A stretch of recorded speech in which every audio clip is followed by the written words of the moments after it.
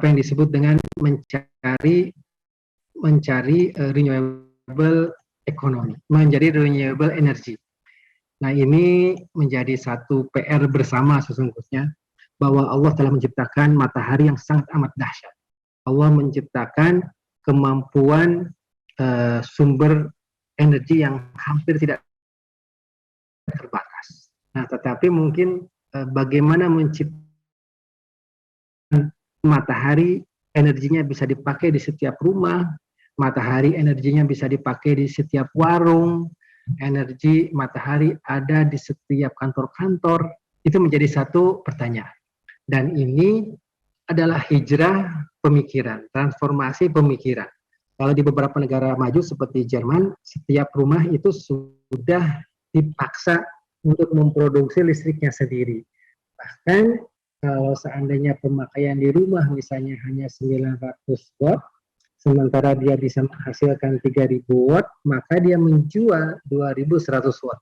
Saya ulangi, setiap rumah atau sebagian besar percontohan rumah itu sudah mampu menghasilkan listriknya sendiri. Dia menghasilkan sekitar 3000, sementara pemakaian misalnya hanya 1000, maka yang 2000-nya itu dijual. Berarti rumah itu sudah memproduksi listriknya sendiri. Nah, berarti dia sudah bisa berkurang dengan kebutuhan ini. Nah, demikian juga dengan kendaraan. Ini juga menjadi satu pemikiran yang harus kita dorong terus, bagaimana satu saat nanti mobil itu bisa berjalan dengan tenaga matahari. Sekarang sudah mulai, tetapi mungkin masih di dalam tahap awal.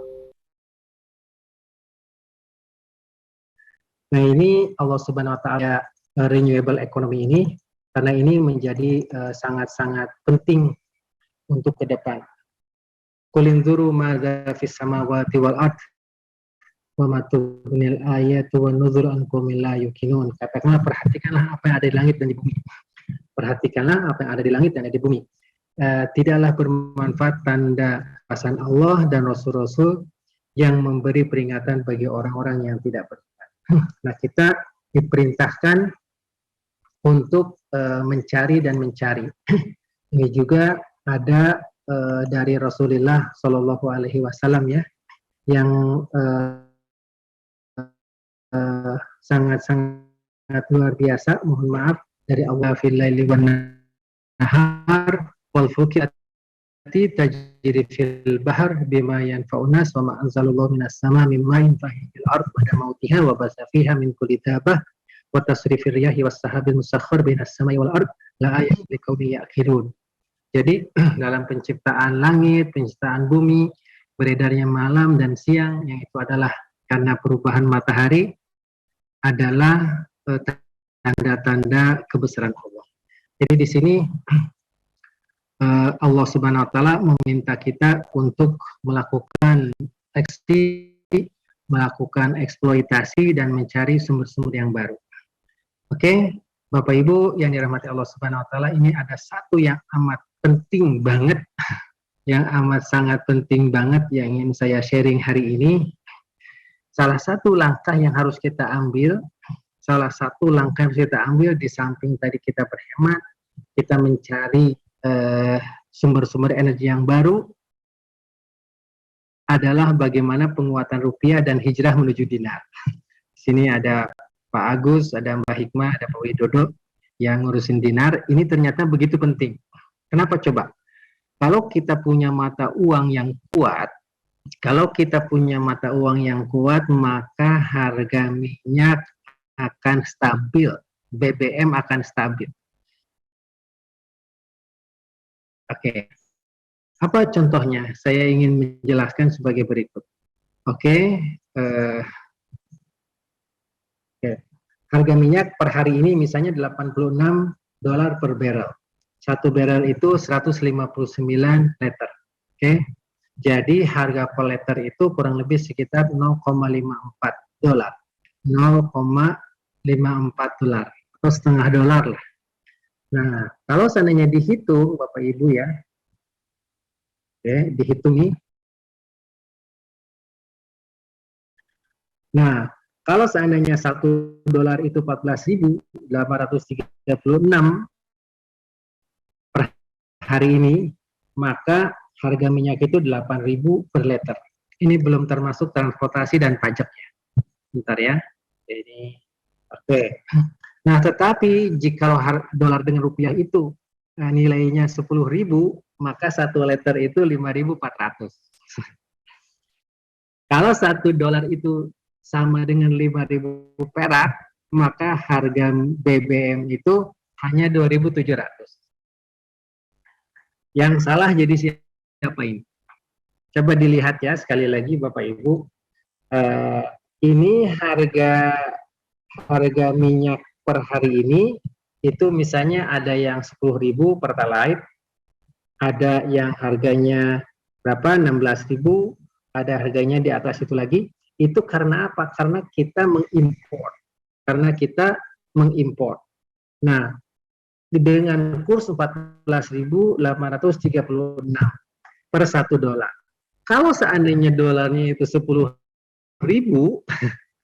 maka 1 liter itu modalnya cuma 5.400. Kalau $1 itu adalah 5.000 perak, maka harga BBM itu 2.700. Nah, jadi kalau kita kembali kepada mata uang yang kuat, tidak berubah-ubah, Masya Allah, kita akan memiliki harga BBM yang tangguh.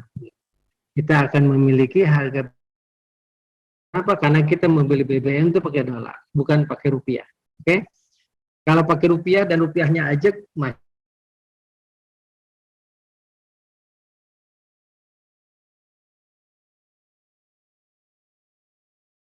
dolar selalu menguat, rupiah selalu melemah. Oke, akhirnya harga yang diterima oleh kita itu semakin hari semakin tinggi.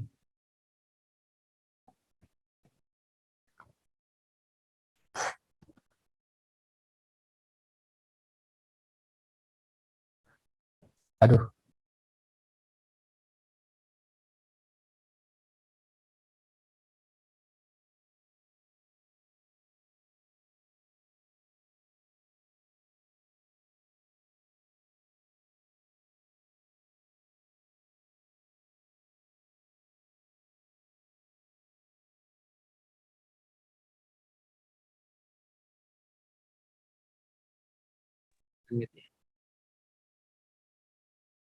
tadi saya sudah menjelaskan bagaimana pengaruh nilai kurs rupiah terhadap dolar terhadap BBM. Karena dolar cenderung semakin lama semakin menguat dan rupiah semakin lama semakin melemah, maka harga BBM kita pun semakin seperti itu. Baik, dari sini akhirnya kita bisa mengambil beberapa kesimpulan Bapak Ibu yang dirahmati Allah Subhanahu wa taala. Memang masalah BBM ini adalah masalah yang kompleks, tetapi sebagai muslim kita harus bisa melihatnya based on data, dengan data. Kenapa BBM itu menjadi naik seperti saat ini? Memang pemerintah dalam posisi yang sangat susah untuk tidak untuk membantu dan mensubsidi. Nah, tetapi pertanyaannya, ketika faktor yang sangat penting ini naik, maka dampaknya ke kiri, ke kanan, ke atas, ke bawah, nabrak ke inflasi, nabrak ke harga bahan pokok, nabrak ke makanan, ke 9 bahan pokok, nabrak ke transportasi, nabrak ke dunia usaha, nabrak ke pengangguran, nabrak ke kemiskinan. Kita tinggal memilih apakah akan mempertahankan kesejahteraan rakyat atau mega-mega proyek akan kita lanjutkan. Apakah kita akan meninjau ulang seperti IKN, apakah kita akan meninjau ulang proyek-proyek yang mercusuar, atau kita menyelamatkan masyarakat dahulu. Ini adalah pilihan. Memang angkanya besar, sekitar 502 triliun, 1/6 dari APBN kita. Itu adalah pilihan. Demikian juga banyak yang harus kita lakukan, yaitu yang paling utama misalnya dari sisi efisiensi di Pertamina itu sendiri, yang harus dilakukan adalah mencari sumber-sumber energi yang baru, terutama yang renewable resource of energy, seperti matahari, demikian juga arus laut, demikian juga angin, itu yang harus kita eksplorasi. Nah, kita sebagai individu harus melihatnya dalam bingkai tauhid, bahwa ini adalah anugerah dari Allah Subhanahu wa taala yang sangat amat besar anugerahnya. Kita harus bersyukur, sebagai tanda syukur kita harus eksploitasinya, kita harus hemat dalam eksplorasinya, kita harus amanah dalam proses tradingnya, dan kita harus banyak berhemat dalam konsumsi. Satu juga yang sangat-sangat penting, mana umat membeli minyak dengan harga yang bagus. Nah, tetapi kalau mata uang kita adalah mata uang yang lemah, maka semakin hari BBM akan semakin mahal dan kita akan semakin sengsara. Benar Rasulullah SAW ketika menegaskan kepada kita bahwa kemuliaan umat Islam itu ada pada kekuatan mata uangnya. Subhanallah. Mudah-mudahan ini bisa memberikan pencerahan kepada kita bersama. Mohon maaf jika ada hal-hal yang kurang berkenan. Billahi taufiq wa hidayah. Assalamualaikum warahmatullahi wabarakatuh. Kita lanjutkan dengan tanya jawab. Baik, alhamdulillah, jazakallah khair, Ustaz Dr. Muhammad Syafi'i Antonia yang tadi memaparkan yaitu tentang hijrah secara spiritual dan finansial di pasca BBM ini. Nah, ini menjadi suatu yang menarik ya buat kita ya sebagai umat Islam, dan ini menjadi suatu tantangan juga buat kita semua. Tadi yang pertama adalah tentang spiritual atau tauhidnya adalah kita memang harus banyak bersyukur kepada Allah. Tadi bayangkan jutaan tahun yang lalu di mana BBM atau minyak itu adalah prosesnya sangat panjang sekali gitu. Sampai di mana Allah memberikan keberkahannya itu dari semua dikumpulin, dari fosil-fosil semua, dan itu kalau dinilai secara materi sangat jauh sekali. Tadi sampai dikatakan harga Pertalite aja sekarang seliter 10.000, itu kalau kita mundur 1.000 tahun yang lalu itu biayanya berapa? Mungkin bisa sampai 1 M tadi dari Ustaz Syafi'i. Jadi intinya adalah secara spiritual adalah kita memang harus banyak bersyukur gitu. Bersyukur kepada Allah, dan kita juga harus ada efisiensi, dan salah satunya adalah kita adalah harus tidak boros. Dan juga secara finansial tadi ya, itu salah satunya sudah kita bahas, yaitu tentang bagaimana kita tidak boleh boros. Dan yang sangat menarik adalah apa? Di mana adalah itu tadi, karena kita salah satunya mungkin sedikit ya Ustadz, mohon izin, karena tidak kita beruswah kepada Nabi gitu. Di mana laqad kana lakum fi Rasulillahi uswatun hasanah. Sungguh telah ada pada diri Rasulullah suri teladan yang baik bagi kamu. Yaitu suri teladan bagaimana kita tadi dalam berkeluarga, bermasyarakat, sampai kita bermuamalah. Yang luar biasa adalah bagaimana kita bisa secara finansial kita sebagai seorang muslim itu menjadi yang kuat. Kenapa? Salah satunya sedikit tadi disinggung, yaitu apa? Kita tidak pernah memakai mata uangnya Rasulullah, mata uangnya masa depan, yaitu apa? Dinar gitu. Bayangkan tadi kita lihat, sampai saya sendiri juga sedikit sangat takjub, di mana kalau kita melihat mata uangnya Rasulullah, di mana mungkin Bapak dan Ibu sudah sering dengar, di mana zaman dahulu kita beli satu kambing ya 1.400 tahun yang lalu, satu kambing itu harganya 1 dinar. Ditarik dengan zaman sekarang itu juga 1 dinar gitu. Jadi saat Bapak Ibu kemarin membeli kambing untuk kurban, itu harganya sekitar di atas 4 juta. Sementara kalau kita sekarang kita kuruskan dinar, sekarang itu adalah 1 dinar 4.500.000 sekian gitu. Jadi apa? Bayangkan 1.400 tahun yang lalu saat kita beruswah kepada Nabi itu tidak ada apa-apanya. Makanya sampai dikatakan kalau kita sebagai seorang muslim beruswah kepada Nabi, dunia itu adalah sangat kecil sekali gitu. Nah, salah satunya kenapa kita harus ke dinar, mungkin sedikit mohon izin. Ini ada hadis dari HR Imam Tabrani mengatakan, akan datang suatu masa pada umat manusia, pada saat itu orang-orang tidak memiliki putih, yaitu dirham, kuning itu dinar, dia akan kesusahan dalam kehidupannya gitu. Subhanallah, tidak akan memiliki kesusahan gitu. Jadi kalau bisa dikatakan, dikaitkan tadi dengan di masa adalah pasca BBM ini, selama kita secara spiritual kita adalah kepada Allah dan berusaha kepada Nabi gitu kan, secara finansialnya pun juga, insya Allah dunia itu adalah kecil, gitu ya Ustadz ya. Baik, sekarang kita buka tanya jawab. Silakan mungkin di chat ada yang bertanya enggak, kita lihat dulu ya Ustadz ya. Atau dari Ustadz ada yang mau dipilih untuk pertanyaannya Ustadz? Silakan dipilih.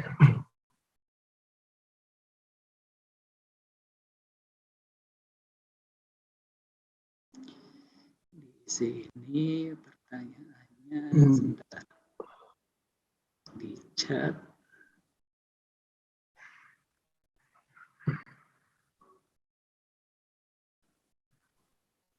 Nah ini dari ada yang bertanya sebentar, kabur lagi. Ini dari Mauizah ya, Mauizah Zanah. Dia mengatakan, Assalamualaikum Pak Syafi'i dan rekan semua yang hadir. Sebagai ibu rumah tangga, tentu ingin kebutuhan rumah mendekati zero cost, Masya Allah. Apapun mata uang ataupun kondisi keuangan nasional global. Karena fossil fuel pun tidak akan habis, tidak renewable. Atau lebih tepatnya saya sekeluarga ingin hidup lebih resilient sustainable. Izin bertanya, bagaimanakah dalam Islam terkait dengan pengelolaan energi ini? Apakah harus sepenuhnya bergantung pada pemerintah atau swasta besar untuk hijrah energi di level mikro atau rumah tangga minimal ya saya perlu. Itu Ustaz. Oke. Ya, terima kasih atas pertanyaan-pertanyaannya. Memang ini menjadi satu tantangan kita bersama. Masalahnya ada di masalah nasional dan kadang-kadang kita tidak berdaya secara individu. Dan ini masalahnya bukan hanya saja masalah jangka pendek, tetapi juga harus direncanakan penyelesaiannya di jangka menengah dan jangka panjang. Nah, ketika kita tarik ke dalam keluarga kita, mungkin yang maksimum bukan penghematan.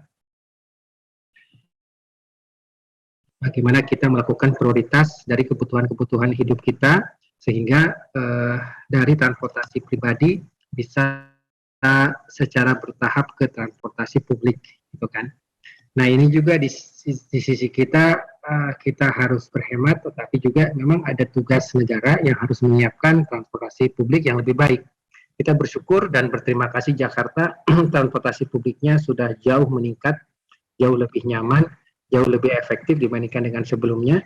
Mudah-mudahan tidak lama lagi misalnya akan bisa mendekati Singapura yang masuk ke tiap kelurahan-kelurahannya.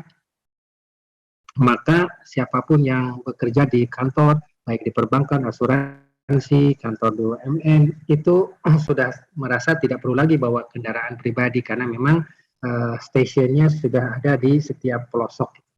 Nah, Jakarta baru mengarah ke arah itu masih memerlukan waktu. Nah, tetapi yang bisa kita hemat misalnya dari sisi pemakaian lampu, jikalau malam kita harus matikan karena itu juga sesuai dengan sunnah Rasulullah SAW. Kalau AC juga jangan sampai terbiarkan nyala, gitu. Itu juga akan menjadi biaya. Demikian juga hanya dengan air, karena air juga adalah sumber energi juga, Masya Allah, sebagiannya ada yang mini hidro, kita berwudu, Masya Allah, ini juga di masjid-masjid juga mungkin sudah saatnya bahwa volume air wudu itu dikecilkan. Kita bisa melihat karena air berwudu di masjid itu gratis, jadi membukanya Masya Allah seperti di Cianjur gitu loh. Kalau di Sukabumi, Cianjur, beberapa daerah kayak Banyuwangi, itu susah cari tutupnya gitu. Karena memang ngalir terus. Nah, ini sudah saatnya bagaimana ketika kita berwudu airnya juga semakin sedikit, dan ini disampaikan oleh baginda Rasulullah SAW untuk kita beriktisad fil wudu walau fi nahrin jarin. Kata Rasulullah SAW, berhematlah dalam berwudu meskipun engkau berwudu di sungai yang mengalir.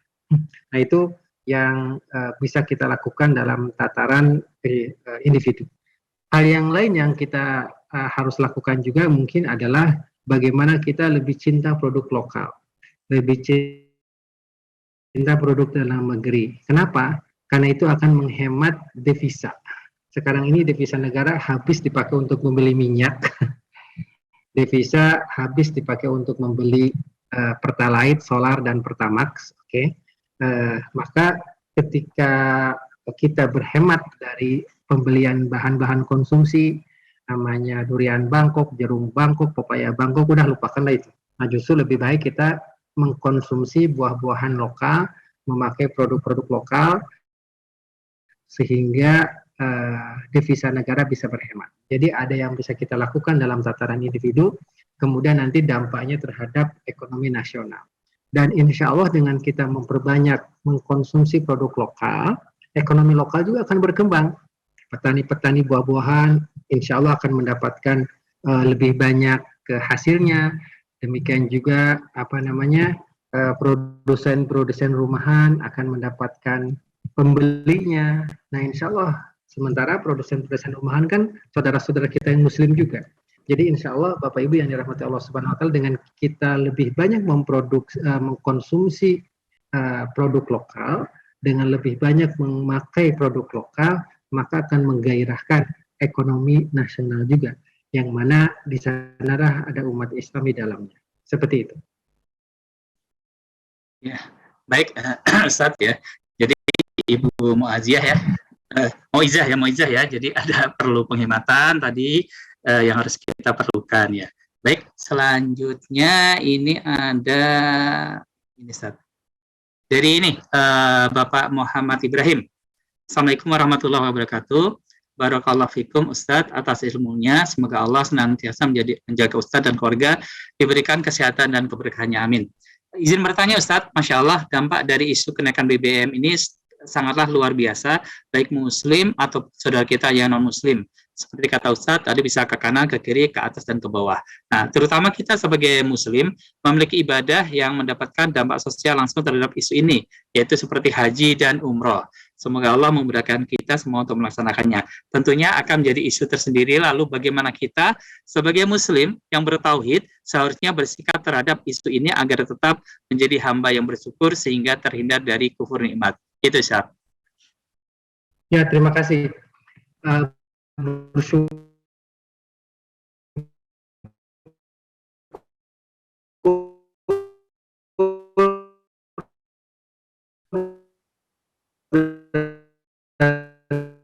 siapkan oleh Allah jutaan tahun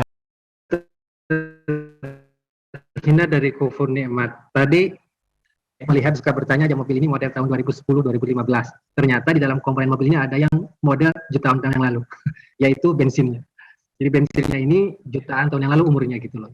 Dan ini hanya bisa berjalan karena irodah Allah Subhanahu Wa Taala. Nah, disitulah syukur kita. Kita juga bersyukur diberikan negara yang sangat amat banyak sumber energinya. Nah, cuman kita ini masih kufur dalam mencari energi-energi yang baru. Sesungguhnya minyak masih cukup banyak. Nah, tetapi karena kebijakan kita yang tidak saya bisa cerita di sini, karena saling tarik menarik kepentingan, sehingga para investor yang akan masuk di Indonesia itu mendapatkan ketidakpastian. Oke. Mendapatkan ketidakpastian sehingga mereka lebih memilih misalnya di Iran, lebih memilih misalnya di Nigeria, dan lebih memilih di beberapa negara yang ada di Afrika. Tapi demikian juga misalnya di Kazakhstan, di Turkmenistan, itu juga minyaknya cukup berlimpah. Itu yang menjadi satu concern tentang bagaimana mendapatkan renewable ekonomi dan renewable energy yang baru. Oke. Hal lain ini ada juga yang menarik ke Bapak dan Ibu yang dirahmati Allah Subhanahu Wa Taala. Yang barusan siapa yang bertanya, Mas Widodo? Muhammad Ibrahim yang tentang umroh haji ya. Ya. Oke. Nah, tentang umroh haji ini Pak Muhammad Ibrahim, ini pasti akan ada dampaknya. Kenapa coba? Harga tiket pesawat akan naik. Iya. Jadi komponen umroh itu dan komponen haji juga akan naik, gitulah. Kenapa? Karena pakai aftur. Sementara aftur itu adalah salah satu turunan daripada minyak juga. Nah, karena aftur itu naik, maka nanti biaya pesawat untuk haji dan biaya pesawat untuk umroh juga akan naik. Masya Allah.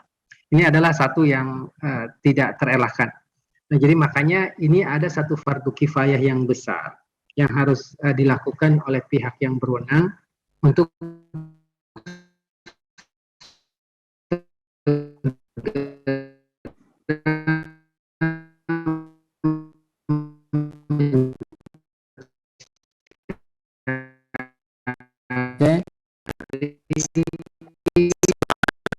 Anda ya Ustaz?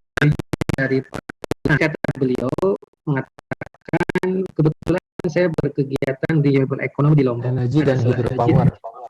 Masalahnya ada ketidakbijaksanaan regulator yang kurang mendukung RE, renewable energy.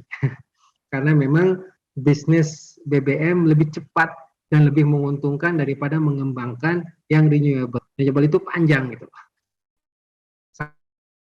Sama Bapak Ibu dalam hal ini antara mengimpor beras, mengimpor jagung, mengimpor kedelai, mengimpor bawang putih dengan membangun kekuatan-kekuatan pertanian bawang merah, bawang putih, kentang, kedelai, dan beras. Oke, itu lebih susah gitu kan, dan mungkin nggak ada untungnya di situ.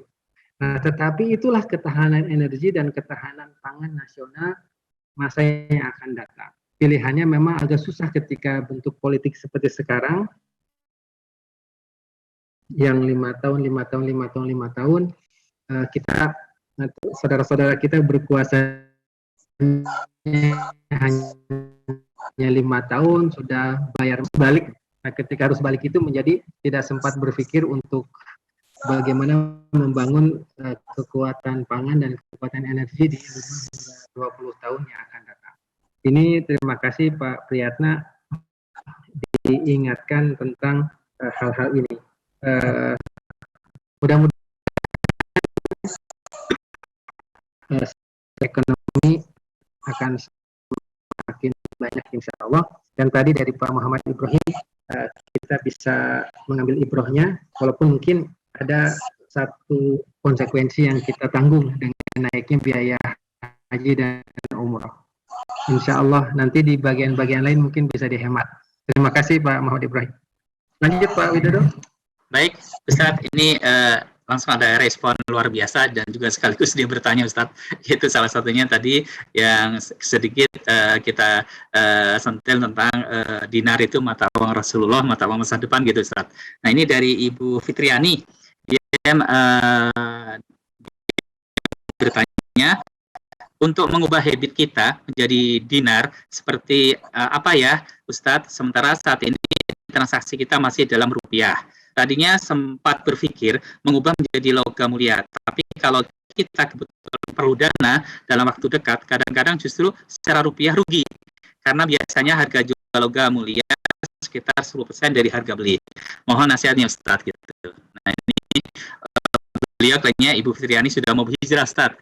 Hijrah yang tadi yaitu bagaimana kita untuk berusaha kepada itu, mungkin dia mohon nasihatnya gitu. Terima kasih Bu Fitriani. Ini ada di jangka pendek dan jangka menengah, sama ada kebutuhan investasi dan kebutuhan konsumsi. Jangka pendek, jangka menengah, kebutuhan investasi dan kebutuhan konsumsi.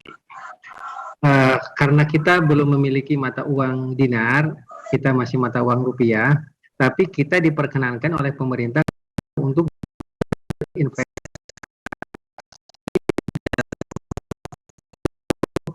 dalam tanda petik memiliki saving dalam dinar.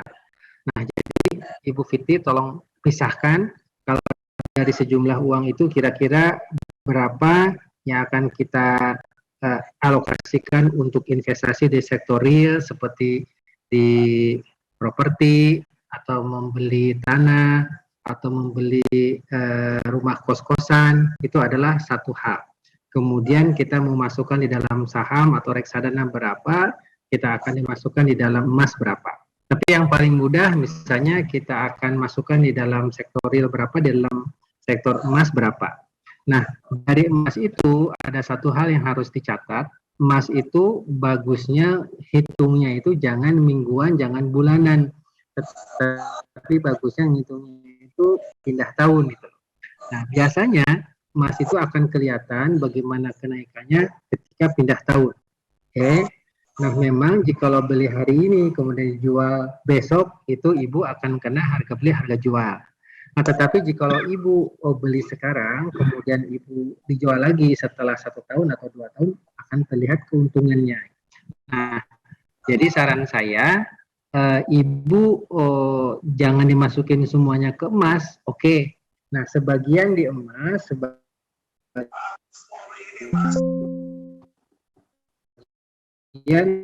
tetap dalam saving atau dalam tabungan. Nah, tetapi Ibu akan mendapat keuntungan dengan emas jika Ibu berbicara tentang jangka menengah dan jangka panjang. Ya, ketika kita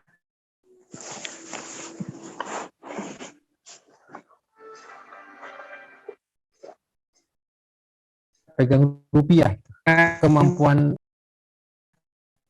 itu jauh lebih dahsyat dibandingkan dengan kita pegang rupiah. Haji sekitar jauh dahsyat dibandingkan untuk kebutuhan investasi sama kebutuhan konsumsi, kebutuhan yang jangka pendek, jangka menengah dan jangka panjang. Nah, insya Allah kalau kita pisahkan, jadi yang diemaskan itu istilahnya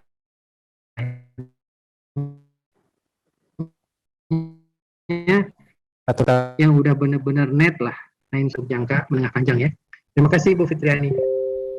Ya, baik, jazakallah ya, Bu Fitriani tadi jelas ya, di mana adalah saat kita untuk saving, yaitu saving berarti harus ada tujuan, yaitu adalah memang tidak bisa main per hari, per pekan, per bulan. Jadi minimal adalah 1 tahun, karena 1 tahun itu barokahnya insya Allah dinar itu dia kalau dikonversikan itu bahasanya orang dagang itu ada untungnya gitu, ada untungnya. Dan itu salah satu adalah untuk kita bersunah kepada Nabi. Nah itu. Baik, selanjutnya mungkin ini saat saya buka sesi ini ya, saya sesi bertanya langsung. Jadi mungkin minta tolong Mas Cahaya yang ingin bertanya langsung di melalui Zoom ini, silakan angkat tangannya. Iya, bisa kaitannya dengan hijrah, bisa kaitannya dengan ekonomi. Iya. Ada yang mau bertanya langsung, silakan. Mungkin dibuka mikrofonnya aja.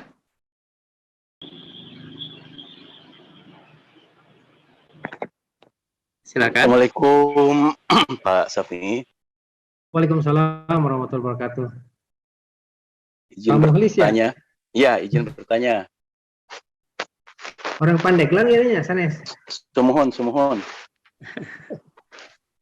Izin bertanya Pak Widodo ya, Pak Safi. Ini menarik ya, untuk ajakan hijrah ini perlu kita sambut dengan sukacita, baik secara individual, keluarga, masyarakat, dan tentu yang lebih besar lagi bangsa. Karena kalau menyimak paparan Pak Safi tadi menggambarkan pilihan-pilihan ini walaupun sebagian ditentukan oleh kebijakan negara, tetapi ada pilihan-pilihan yang ada dalam circle of influence atau lingkar pengaruh kita yang bisa kita lakukan tanpa tergantung pada keputusan negara, misalnya di keluarga atau di masyarakat. Saya kira ini ajakan Pak Safi yang sangat simpatik. Misalnya soal memilih konsumsi, itu kemandirian menjadi salah satu prinsip yang saya tangkap ya. Jadi kenapa nggak utamakan yang bisa kita produksi, kita utamakan yang bisa kita konsumsi, yang kita produksi, atau belanja dari tetangga, belanja dari lingkungan yang terdekat dan sebagainya. Pak Safi, saya ingin mendapatkan lebih dalam lagi. Ini kan soal mindset kemandirian ini soal ketekunan ya, atau konsistensi kita untuk melakukannya terus-menerus. Misalnya memilih buah lokal saja tanpa harus tergantung impor, atau memilih beras yang ada di sekitar kita saja, itu perlu konsistensi. Barangkali ini bagaimana Pak Safi? Listrik saja, misalnya seperti listrik, saya baru beberapa bulan yang lalu ketemu dengan seorang yang ternyata itu bisa sangat sederhana. Energi matahari ini kan punya luar biasa ya, Allah berikan di Nusantara yang luar biasa ini. Ini bisa kita produksi, lalu kemudian seperti yang tadi Pak Safi sampaikan, apa yang dapat kita lakukan supaya yang kita hasilkan produksi energi listrik dari matahari ini bisa kita serap di rumah, kemudian kita bisa simpan kalau tidak kita gunakan, dan itu bisa digunakan oleh orang lain atau bisa kita kontribusikan ke PLN untuk dihitung gitu. Nah, menurut Pak Syafi'i, apa strategi yang dapat kita lakukan supaya kebiasaan ini bisa kita lakukan secara lebih besar lagi, atau infrastruktur apa yang diperlukan supaya ini bisa kita lakukan secara berjamaah? Barangkali itu Pak Syafi'i pertanyaan saya. Makasih. Ya, terima kasih Pak Mukhlis. Ini Masya Allah tentang kemandirian dan mengubah mindset. Mungkin yang paling mudah itu kita kan ada dua hal yang selalu saya coba sampaikan. Ada the power to vote dan the power to buy. Kita punya dua kekuatan. Yang pertama adalah kekuatan untuk memilih siapa pemimpin kita, siapa anggota MPR, DPR kita, siapa anggota DPRD kita, siapa wali kota kita, dan siapa gubernur kita. Nah, itu memilih itu gratis. Bahkan kadang-kadang dibayar ya. Memilih itu gratis. Artinya kebijakan ekonomi dan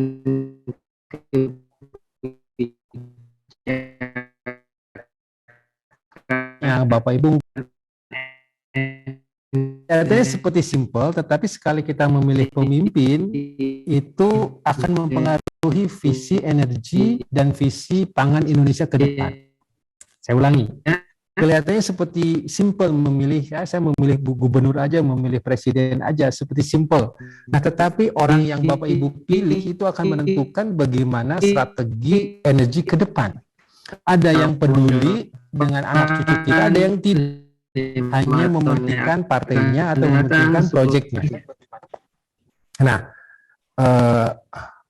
mati ya. Suaranya udah Nah, jadi bagaimana itu kita mempergunakan the power to vote, kekuatan untuk memilih, kekuatan untuk memilih pemimpin, kekuatan untuk memilih, power to vote, satu ya, vote pakai V, vote. Yang kedua, the power to buy, kemampuan yang ada di kita yaitu untuk membeli barang dari mana, barang siapa yang akan kita beli. Oke. Nah, jikalau kita masih terlena dengan kenikmatan sesaat, ini lebih bagus, ini lebih keren dari luar, maka insya Allah kita akan sangat tergantung. Tidak ada salahnya dengan impor, tidak salahnya dengan memakai produk luar negeri, cuman salahnya kita terlalu banyak mengimpor dibandingkan dengan ekspor. Di situ salahnya. Kalau kita mengimpor banyak, tapi mengekspor lebih banyak, is okay. Nah, cuman salahnya kita itu mengimpor banyak-banyak, mengekspornya itu sedikit, dan yang kita ekspor kebanyakannya adalah barang raw material. Nah, Pak Mukhlis tadi sudah memberikan contoh yang sudah diberikan ke saya juga, yaitu memproduksi beras merah secara organik. Masya Allah, itu berasnya biasanya kan kalau beras merah itu perak ya. Nah, sekarang ada beras merah yang bulan. Ini juga satu contoh. Dan ada satu contoh lagi yaitu beras basmati. Beras yang karbohidratnya itu kurang dan glutennya juga kurang. Berarti ini adalah satu contoh bagaimana kita memperbanyak produksi lokal sebagai satu yang sangat luar biasa. Apa yang bisa kita lakukan juga? Yang bisa kita lakukan sesungguhnya dengan memasang solar panel di rumah-rumah kita. Misalnya Bapak Ibu, satu contoh yang sangat bisa kita pakai ya, kalau Bapak Ibu membutuhkan air hangat di rumah. Nah, jangan, bukan jangan ya, saya menyarankan untuk memilih solar heat, artinya air panas yang berbasis solar, yang ada panel kaca solarnya, yang ada panel sinar mataharinya. Kita memang investasinya lebih mahal sedikit dibandingkan dengan beli yang pemanas tabung yang dipanaskan oleh listrik, itu mahal gitu. Nah, itu sebagai salah satu contoh yang bisa kita lakukan hari ini. Jadi kalau nanti mesen untuk air panas, jangan beli yang pakai listrik, colokan listrik, tetapi belilah yang berbasis solar panel. Itu satu.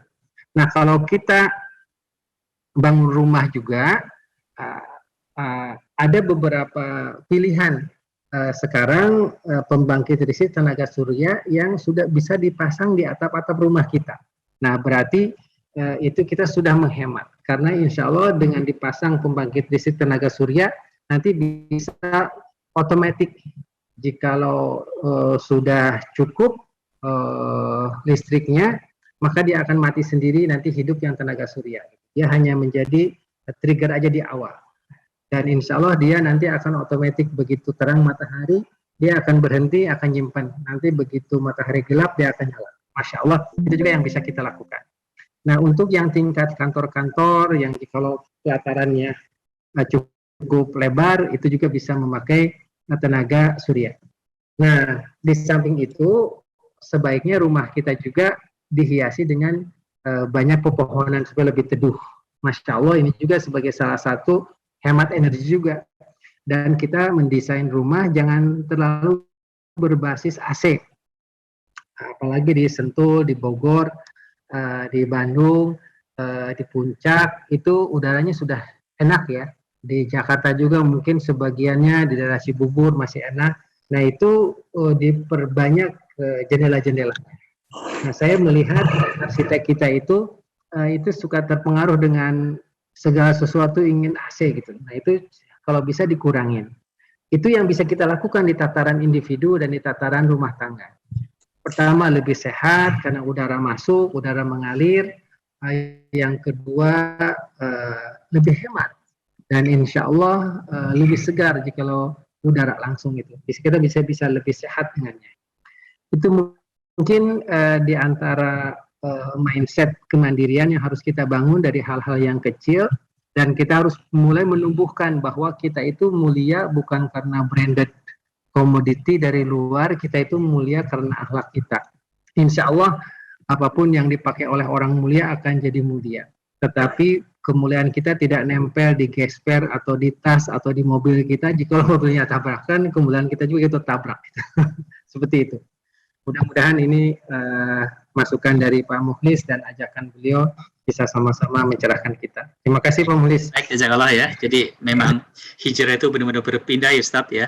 Tadi kita AC berarti harus benar-benar AC yang berobos-berobos gitu kan. Terus air panas itu kalau bisa ya setidaknya godokan aja ya Ustadz ya, pakai listrik dan sebagainya gitu. Nah itu luar biasa. Jadi tinggal memang saat hijrah berpindah itu memang perlu perlu niat yang kuat gitu dan benar-benar kita mau berubah. Baik, mungkin satu lagi Ustadz ya, saya sampaikan kepada audien langsung ya, silahkan aja satu lagi pertanyaan, mangga di pagi ini, silahkan langsung mikrofonnya dibuka aja, silahkan. Bismillah, Assalamualaikum Ustadz. Waalaikumsalam warahmatullahi wabarakatuh. Dari mana silakan? Pak Hasan ya. Pak Ustadz, sebelumnya kameranya mati. Ana Santi, mahasiswa Tazkiyah angkatan 20 dari Indonesia. Izin bertanya, Ustadz, tadi sudah di chat. Tadi kan disinggung terkait bahwasanya BBM yang kita pakai sekarang itu ternyata banyak sekali pengorbanan dari komponen-komponen alam, baik itu tumbuh-tumbuhan, hewan purba, tanah, dan lain sebagainya. Nah, dengan pengetahuan kita sekarang bahwa ternyata BBM yang kita pakai sekarang itu pengorbanannya begitu banyak, lantas bagaimana sikap terbijak kita, khususnya kita ya sebagai mahasiswa gitu, menanggapi kenaikan BBM ini gitu. Kurang lebih seperti itu. Iya. Terima kasih. Ini kan ada pilihan yang sangat simpel, yaitu demo. Kemudian yang kedua kita berhemat. Yang ketiga kita melakukan riset dan eksplorasi.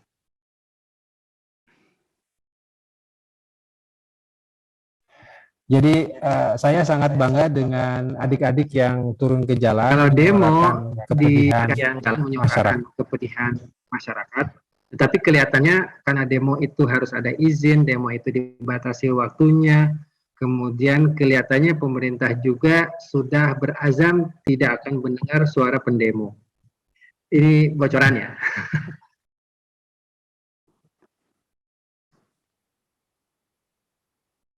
sulit dengan subsidi dan lain sebagainya, sama strategi untuk mengalihkan. Karena kalkulasi subsidi ke sektor-sektor lain kelihatannya sebesar apapun demo itu tidak akan didengar. Itu satu. Tapi tetap suara untuk menyuarakan keprihatinan masyarakat itu perlu ada. Jadi mungkin kalau tidak bisa turun ke jalan, bisa bagaimana dampak sosial kiri kanan atas bawah, menyuarakan dengan lebih intelek tentang kenaikan harga bahan pokok, kenaikan transportasi, meningkatnya pengangguran, meningkatnya kemiskinan, itu bisa digambarkan dengan lebih saintifik. Itu yang pertama. Yang kedua, saya melihat secara pribadi bagaimana kita sama-sama melakukan penghematan dan berkampanye cinta produk lokal. Ini bisa dilakukan oleh mahasiswa, berkampanye hemat listrik, hemat air, demikian juga hemat elektronik, semua kita hemat di situ. Dan ini mahasiswa bisa melakukannya berupa kampanye di sosial media dengan teman-temannya. Okay? Menghidupkan listrik, menghidupkan TV itu seperlunya saja, bahkan mungkin dibatasin gitu. Demikian juga bagaimana handphone kita itu juga dibatasin, karena semakin banyak ngechargernya semakin sering juga, maka kebutuhan energi semakin banyak. Nah, kita juga berhemat di sisi itu. Yang ketiga, ini juga satu yang challenging, karena kan sebagai mahasiswa insya Allah akan jadi master, akan jadi doktor. Bagaimana kita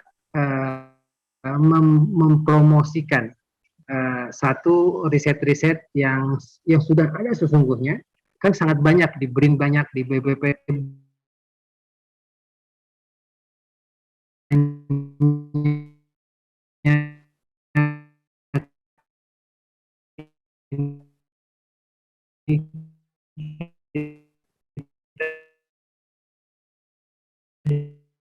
dengan teman-teman bisa membuat startup gitu ya, bisa membuat startup yang energy saving minded, startup yang berorientasi kepada penghematan energi. Dan biasanya startup yang berorientasi kepada green economy, kepada saving the energy, itu banyak yang membiayai.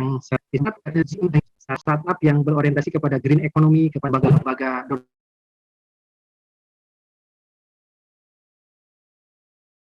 banyak.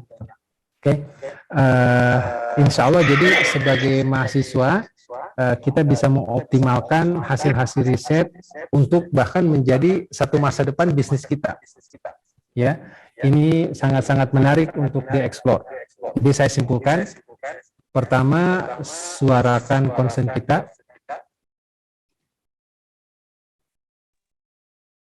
Pertama suarakan concern kita. Demo boleh, tetapi mungkin demo di sosial media yang lebih elegan, yang lebih data supported, itu cukup bagus. Yang kedua, kita melakukan penghematan dengan teman-teman. Yang ketiga, kita buat startup yang berorientasi kepada energy saving dan green economy. Jadi ini justru kesulitan menjadi satu kesempatan. Saya ulangi, kesulitan menjadi satu kesempatan untuk memulai satu startup yang berbasis kepada green economy. Terima kasih Pak Widodo. Ini ada beberapa pertanyaan. Yang barusan siapa penanyanya namanya? Barusan Mas Hasan ya? Hasan. Oke. Baik. Nah ini ada 3 penanya yang berhak dapat hadiah mini gold nih. Yang pertama Pak Priyatna, yang kedua Ibu Fitriani, yang ketiga Mas Hasan. Ya, nanti hadiahnya dari Pak Widodo dan Mbak Hikmah, Pak Agus. Oke, alhamdulillah. Ini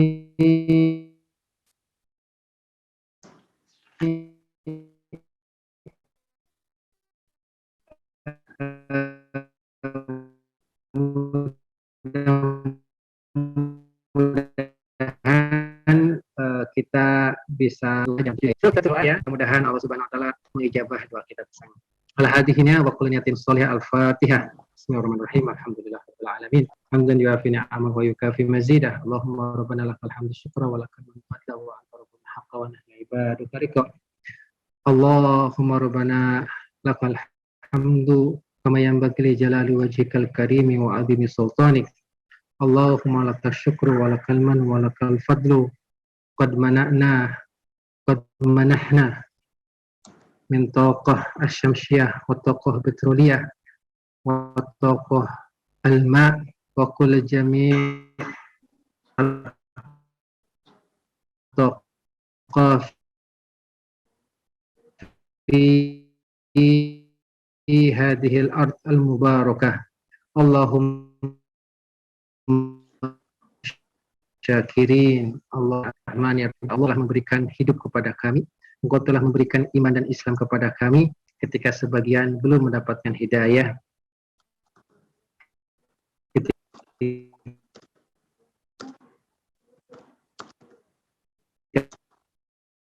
Sebagian sudah engkau hentikan kehidupannya. Engkau telah berikan kepada kami bumi yang begitu dahsyat, begitu indah, begitu luar biasa. Di atasnya kami hidup, dari airnya kami minum, dari tanamannya, dari tumbuhannya kami makan, dari hewannya kami nikmati, dan dari fosil-fosilnya kami bisa memanfaatkan energinya. Ya Allah, Ya Rahman, Ya Rahim, jadikanlah kami selalu bersyukur atas nikmat-Nya dengan lebih efisien, agar kami bisa mencari sumber-sumber energi baru yang Engkau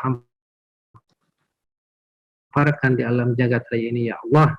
Jadikanlah kami orang yang berhemat, ya Allah, orang yang selalu mensyukuri atas segala yang Kau berikan kepada kami, dan kami bisa menitipkannya untuk masa depan anak dan cucu kami. Ya Allah, jauhkanlah kami dari jiwa pemboros, jiwa tabzir, jiwa yang tidak bersyukur kepadamu, ya Allah. Ya Allah, bimbinglah para pemimpin kami agar berpikir tentang masa depan anak cucu kami dalam bidang energi dan pangan, ya Allah. Berikanlah kepada kami pemimpin yang amanah, pemimpin yang mampu memanfaatkan semua potensi alam dengan sebaik-baiknya. Jauhkan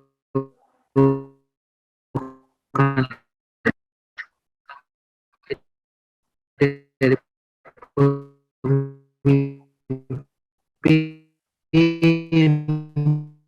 yang korup, ya Allah, yang tidak amanah dan tidak memimpin di depan kami. Allah, berikanlah kekuatan daya beli kami, dan kami bisa memiliki daya beli, kami tidak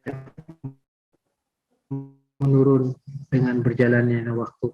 Ya Allah, bisa tolak ilmi, bisa mencari ilmu dengan gigih, dengan semangat. Jauhkanlah kami dari rasa malas, dari rasa sombong, dan dari rasa ujub. Ya Allah, berikanlah kepada kami kesempatan untuk berjumpa dengan Rasulullah Sallallahu Alaihi Wasallam di surga, ma nabiyyin, wasiddiqin, wasyuhada, wassalihin, wa hasuna ulaika rafiqa. Rabbana atina fid dunya hasanah, wa fil akhirati hasanah, wa qina azaban nar. Subhana rabbika rabbil izzati amma yasifun, wa salamun ala mursalin. Alhamdulillah.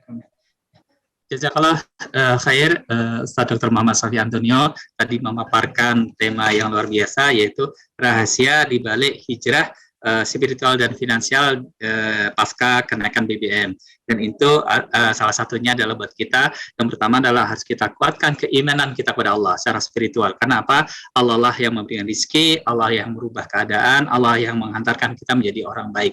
Dan kita harus juga pahamkan di dunia ini adalah sementara, ya, cuma bahasa orang Jawa mampir ngombe. Nah, tentunya akhirat itu yang lebih luas dan sebagainya. Dan salah satunya secara finansial adalah kita juga harus berhijrah gitu. Berhijrah tadi adalah kita harus banyak bersyukur, tidak boleh boros, kita mencintai produk dalam negeri gitu kan. Dan juga salah satunya adalah kita harus berpindah, salah satunya untuk saving atau untuk investasi, yaitu tentang dinar, karena dinar itu adalah mata uang Rasulullah dan mata uang masa depan.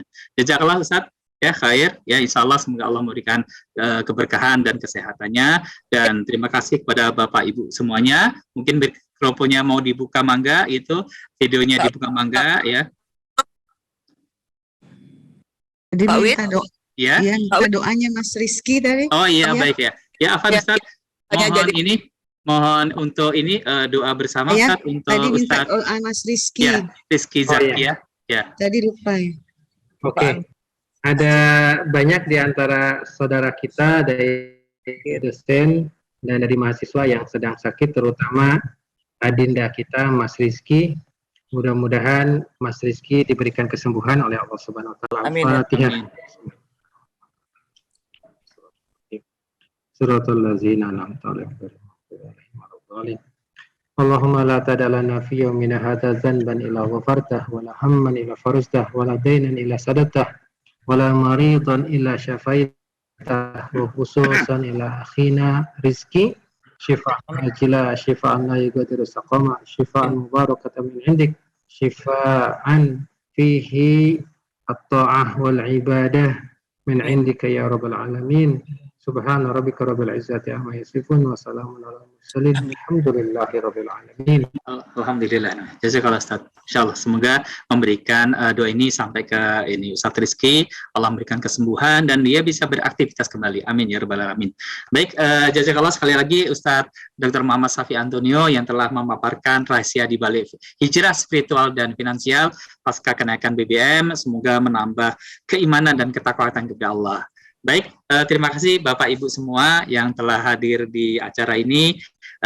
Insya Allah kita akan berjumpa di bulan depan karena acara kajian Pro LM ini adalah bulanan setiap Ahad pekan kedua. Baik, jazakallah khair. Terima kasih banyak Bunda Mirna juga sama beberapa pimpinan Tazkiyah Group. Ya, baik, kita tutup dengan hamdalah. Alhamdulillahirabbil alamin. Assalamualaikum warahmatullahi wabarakatuh.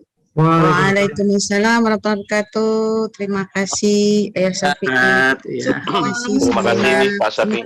Madam Ani. Widodo, makasih. Ya, Ustaz Muklis. Ya. Widodo, makasih.